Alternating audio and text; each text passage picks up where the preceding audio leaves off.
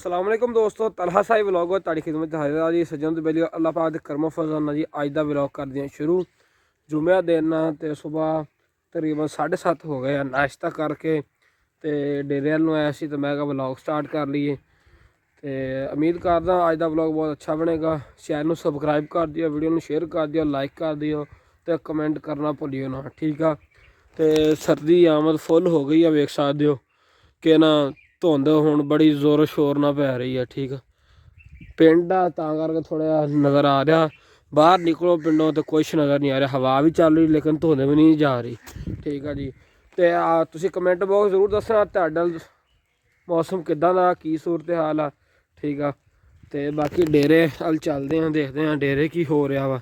आ देख लो आ थल्ले जगह गिल्ली आ, इधर सुक्की आ, तो बोर्ड के उत्तों तरेल चो चो के थल्ले आ रही है माशाल्लाह।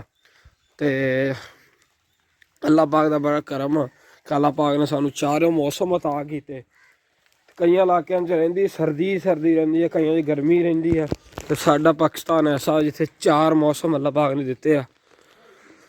तो माशाल्लाह वेखो रेडी तैयार कर ली आ बंदियां ने, हुण चले आ पट्ठे लैन। पट्ठे भी लेट ही वढ़ के आउंदे क्योंकि तरेल बहुत हुंदी आ, ठीक आ। बाकी अल्लाह पाक दे करमो फजल नाल व्लॉग बहुत अच्छा बनेगा। जो तो वेलियो मरबे जाने तो पहला मैं क्या जरा उधर नवे मकान गेड़ा मारना सीगा, तो उधर चलते हैं। तो बाकी तुहानू पिंड का माहौल भी दिखाने हैं, देख सकते हो बाजार च जा रहे हैं तुरे। तो फिर चलते हैं उधर गेड़ा कड्ढाइए, फिर मरबे चलांगे, किन्नू भी लैके आने हैं, ठीक है। तो बाकी चलते हैं कि पट्ठे वड्ढन गए आ बंदे, देखते हैं की सूरत हाल आ। लो सज्जनों तो बेलिया चौंक पहुँच गए थे, उधर दूर पता लगा कि न्याणे खेल रहे बैंटे, तुहानू वो दिखा के आने। लो जी आ गए हैं जी, न्याणियां छुट्टियां स्कूलों चों, तो बैंटे खेल रहे देखो।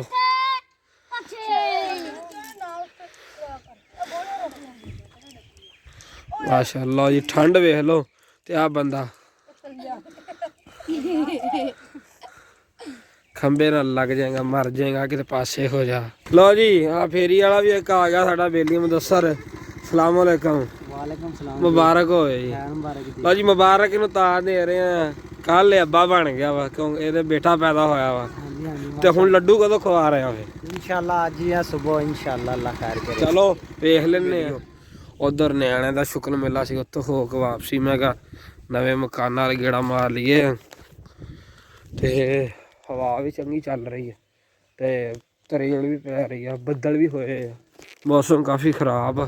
तो जी सज्जनों से मेरी अल्लाह पाक दे करम फजल नाल मोटरसाइकिल ते चढ़ गए हैं। तो धुंध वेख लो बाहर किदां, तो मरबे वाल नूं सीधा कर रहा मोटरसाइकिल, ठंड बड़ी आ, ठीक आ। तो किन्नू लैन जा रहे हैं, ठीक है। मरबे चल के ताना मिलते हैं फिर। सलाम अलैकुम। तो मरबे चल के फिर मिलते हैं जी दोस्तों को, क्योंकि धुंध विच मोटरसाइकिल चलाना भी मुश्किल आ, तो फिर कैमरा मोबाइल पकड़ना बड़ा मुश्किल हो जाता। लो जी सज्जन वेलियो अल्लाह पाक दे करम फजल नाल मरबे पहुंचण वाले हैं। तो वेख लो ठंड का की सूरत हाल बन गई आ। सज्जनों तो बेलियो बाग च एंटर हो गए हैं। तो बाबा देखते हैं बाबा जी कितने आ, तो किन्नू दौड़ते हैं। सज्जन अपने पट्ठे भी वड्ढन डे आ, तो वह भी देखते हैं क्योंकि ठंड है लो शदीद ठंड आ। सर्दियाँ आ नहीं आ गई हैं, कहते ना तब्दीली आई नहीं तब्दीली आ गई है। तो तरेल वेख लो माशाल्लाह, पट्ठे अद्धे बंदे ने वड्डे आ वड्ढन डे पट्ठे नाले आ। अस्सलाम वालेकुम, की हाल चाल है? बड़ी ठंड है यार, अखीर हो गई है। सोनो पे नहीं भाई, बड़ी मेहरबानी। किन्नू लैन भी आया तो खावांगे। बाबा रफीक किधर गया? फिर पानी लग्या हुण किन्नू मोटा हो रहा।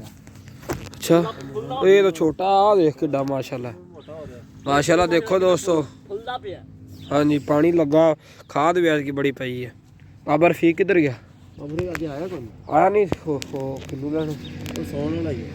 ਚਲੋ ਅੱਲਾ ਖੈਰ ਕਰੇ। ਬਾਬਾ ਜੀ ਹਜੇ ਆਏ ਨਹੀਂ ਦੋਸਤੋ, ਸੱਜਣੋ ਤੇ ਬੇਲੀਓ ਬਾਗ ਦੇ ਵਿੱਚ ਹੀ ਹਜੇ ਸੀਗੇ ਤੇ ਭਾਈ ਆ ਗਿਆ ਵਾ ਤੇ ਹੁਣ ਕਿੰਨੂੰ ਕੱਟਣ ਲੱਗੇ ਆ ਤੇ ਦੇਖਦੇ ਹੁਣ ਕਿਹੜੇ ਪੌਦੇ ਤੋਂ ਕੱਟਣੇ ਆ ਇੱਕ ਵਾਰੀ ਤੇ ਬਾਕੀ ਇਨਸ਼ਾਅੱਲਾ ਆਨੰਦ ਦਿਖਾਉਣੇ। ਲਓ ਜੀ ਭਾਈ ਕਿੰਨੂੰ ਕੱਟਣ ਲੱਗ ਪਿਆ ਵਾ, ਸਰਦੀ ਕਾਫੀ ਆ। ਬਾਕੀ ਅੱਲਾ ਖੈਰ ਕਰੇ, ਕਿਹਨੂੰ ਕੱਟ ਕੇ ਤੇ ਘਰ ਚੱਲ ਕੇ ਤੁਹਾਨੂੰ ਨਾਲ ਮਿਲਦੇ ਆ ਕਿਉਂਕਿ ਜਲਦੀ ਜਲਦੀ ਕਿਹਨੂੰ ਕੱਟ ਲਈਏ, ਸਰਦੀ ਕਾਫੀ ਆ।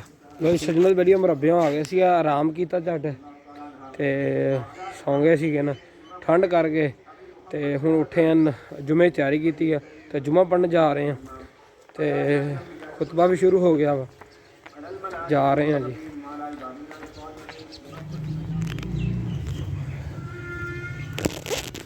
ਲੋ ਜੀ ਜੁਮਾ ਪੜ੍ਹ ਲਿਆ ਵਾ, ਜੁਮਾ ਪੜ੍ਹ ਕੇ ਤੇ ਵਾਪਸੀ ਘਰ ਜਾ ਰਹੇ ਆ। ਖਾਣਾ ਛਾਣਾ ਖਾ ਕੇ ਤੇ ਮਿਲਦੇ ਆ ਤੁਹਾਨੂੰ ਹਾਤੇ ਦੇ ਵਿੱਚ।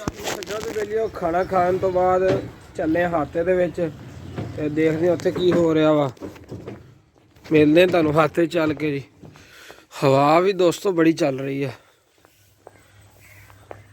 ਇਹ ਦੇਸੀ ਮੁਰਗਾ ਹੈ ਲਾਲ ਕਲਗੀ ਵਾਲਾ, ਹਵਾ ਵੀ ਹਲਕੀ ਹਲਕੀ ਚੱਲ ਰਹੀ ਹੈ। ਧੁੰਦ ਖਤਮ ਵੀ ਹੋ ਗਈ ਆ, ਕੋਈ ਹੈ ਵੀ ਆ ਮਾੜੀ ਚੰਗੀ, ਲੇਕਿਨ ਝਾੜੀ ਆ ਸੁਬਾਹ ਦਾ।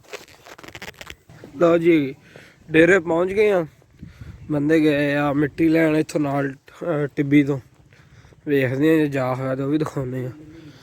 ਮਾਲ ਪੱਠੇ ਛੱਟੇ ਪਾ ਕੇ ਬੰਨ੍ਹਤਾ ਵਾ, ਰੋਟੀਆਂ ਭੋਰ ਹੋ ਰਹੀਆਂ ਮਾਲ ਵਾਸਤੇ। अस्सलाम वालेकुम। हाँ जी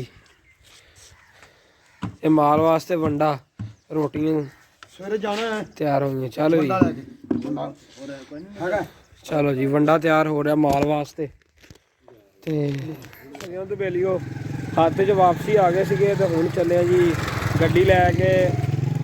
ਥੋੜੇ ਹੱਥ ਸਿੱਧੇ ਕਰਨੇ ਆ, ਗੱਡੀ ਸਿੱਖਣੀ ਆ ਤੇ ਅੱਬੂ ਜੀ ਨਾਲ ਚੱਲੇ ਆ, ਸ਼ਾਇਦ ਕੈਮਰਾ ਨਾ ਇਸਤੇਮਾਲ ਹੋਵੇ ਤੇ ਫਿਰ ਵਾਪਸੀ ਤੁਹਾਨੂੰ ਮਿਲ ਗਿਆ ਵਾ।